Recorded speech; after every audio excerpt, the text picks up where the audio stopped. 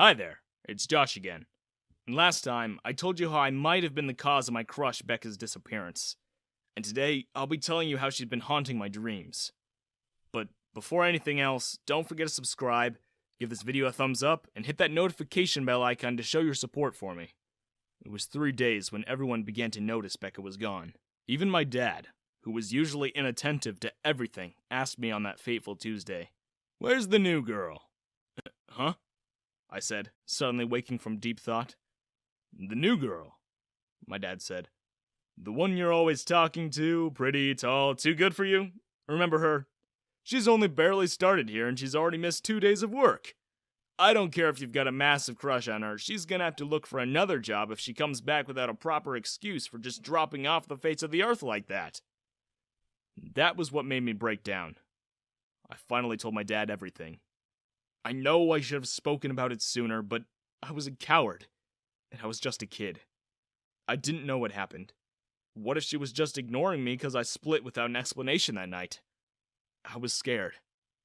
But even at school, I didn't see her. And so I told my dad, and my dad called her house. No answer. That was when he finally took me down to the station. The cops went down to her house, and when her parents said she hadn't come home either, that was when they listed her down as a missing person. The school was struck by the strategy.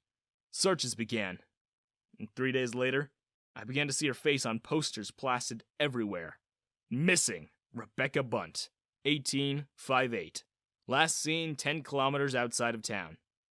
The school paper, the local publications, radio stations, the local TV station, they all wanted to talk to me. I was, after all, the last person she was with as far as we knew.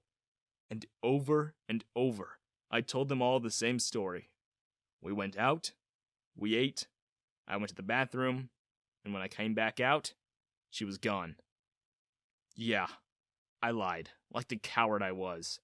I just couldn't bring myself to tell everyone the truth. The truth that when I was warned and told to run, I left her there. Who knows what could have happened to her because of me? I could have run with her. Whatever it was, I could have just been a man and protected her. Instead, I ran to save myself. And now she was missing. The police took me to where I last saw her, to that restaurant. But when we got there was nothing but sand. I tell you, every pore in my body went cold. Goosebumps ran up and down my spine. How? Was the first thing that came out of me. It was right here. The restaurant was right here. The ground looked like it hadn't been disturbed in centuries. It didn't even look like there was just an old restaurant there. No garden, no foundations, not a single sign that there was ever anything there but the barren desert and a few tumbleweeds. And that was when everything turned into a nightmare. Everyone knew I was lying, and for a completely different reason and about an entirely different thing. Immediately, I was suspect number 1. I was the only one who was seen with her last, after all. Soon, everyone knew. Rumors began to spread. "Josh killed Rebecca Bunt, and probably dumped her somewhere," I heard them whisper, and the police took me into custody. They couldn't hold me for long as they didn't have any evidence. But it ruined my life nonetheless. Nobody would talk to me. Even the university decided to indefinitely suspend me. And that was when the nightmares began. I had trouble sleeping to begin with, but when I finally would manage to get a moment's rest, Becca would haunt my dreams. It was the same every time. I would be driving, and no matter what direction I went, I always ended up in that desert. And suddenly, the old, dilapidated restaurant would rise out of the ground.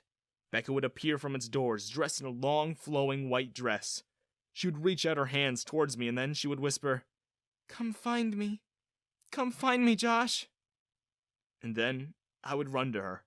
I would reach for her hand, but as soon as I would get close to her, just before I could touch her, the ground would tremble. The world would warp and she would get sucked back into that restaurant, and it would vanish under the earth again. And I would wake up screaming. That continued every night for a good 2 weeks. Every night I would try to sleep, and every night I would wake up horrified. There were times I began to dread sleep. I had to find her. That was all I knew. Everyone else was at the point of giving up on looking for her. By then, the town had moved on to other news, but her family were still out there looking for her. I would sometimes go on nighttime runs, pretending to exercise. But really, I just went out there in the woods, in the desert, hoping I'd one day run into her. Or anything. Maybe there was a clue, something that someone missed. Her family eventually gave up too. They held a funeral for Becca, and I went. I wasn't thinking, I just wanted to say goodbye too. I didn't even want to show myself. I hid behind a tree. But then her mother saw me, and she went ballistic. She ran to me and slapped me so hard I stumbled and fell back onto the ground. "How dare you show yourself here?" she yelled as she cried. "You killed my daughter, you vile, evil boy! What did you do to our little girl? Where is she? Where is our Rebecca?" I'm sorry," I stuttered, both from shock and from fear. I don't know. I'm sorry." I ran, as I tended to do. But for Rebecca's family, it was far from over. They told the cops what I did. They used their connections to make them arrest me, and they took me to court. It didn't matter that I didn't do anything, or that there was no evidence apart from the fact that I was the last one seen with her. I got convicted for Rebecca's disappearance. And you know how they did it? They used one small detail to convince the judge and the jury of my guilt. The fact that day, when I went to her memorial, I told her mom, sorry. They used that to hammer the guilt on me. Nobody in the jury was sympathetic with me to begin with. I was weird, I was a loner, I had no friends, I fit the profile. And when I stupidly asked for her family's forgiveness, it only convinced them that I killed her. I have to admit, I too believe that I deserved to pay for her disappearance. If I hadn't run that day, who knows? Maybe she wouldn't have disappeared. I spent my first year in prison believing that. Until one day I was called out of my cell to see a visitor. I had thought it was my dad. His business closed down after the whole scandal and he blamed it on me. So he hadn't been to see me in a few months. Plus, they'd transferred me to a different facility which was a couple states away. I didn't blame him for not coming to see me more often. I told myself I should apologize to him again when he visited next. But when I saw that the visitor wasn't my dad, my blood boiled. Sitting across from me through the bulletproof glass was Rebecca Bunt. Alive, well, and smiling. I didn't even know there was that much rage inside me. It had just been building up in me. And when I saw her there, smiling as if nothing was wrong, I snapped.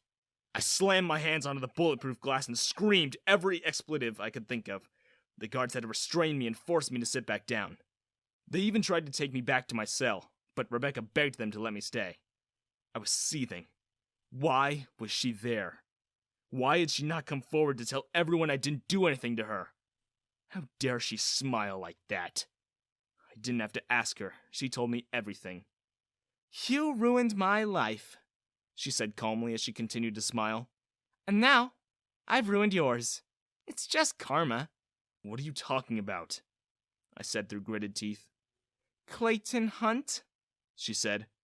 "Heir to an oil fortune, son of my dad's biggest business partner." "I don't even know who that is," I said. "Of course you wouldn't. You're clueless as always. I was dating him in high school." That made me wince. "What? You think I could ever have eyes for you? Especially back then? I was supposed to marry him. You were just some guy I gave a ride to. And you think I would ever look at you twice? Hilarious. Anyway, you ruined us. You and your stupid vomiting mouth. That night, he was supposed to propose to me. Instead, after smelling your gross barf on me, he dumped me. My dad was really counting on his dad's investment, and you ruined it. You ruined everything. Did you really think I'd be going to that university out of choice? We almost went bankrupt thanks to you. One tiny, stupid thing you did. Nevertheless, you had to pay. And now you have. And thanks to the town's generous donations and the foundation my parents put up under my name, we're rich again. So, I thought I should at least come and say thank you." Becca made to stand, but before she could leave, I couldn't help but scream after her. You and your family, you're all evil, manipulative savages. You think you can do this to me? You fooled the whole town. And you made my dad suffer too. How dare you? You think you can just walk out of here? You think you can just do this without any consequences? The guards began to take me away. And then, Becca came as close as she could to the barrier and said, Josh, sweetheart, I already did. Have fun in there. Toodles! That was the last time I ever had a peaceful night's sleep.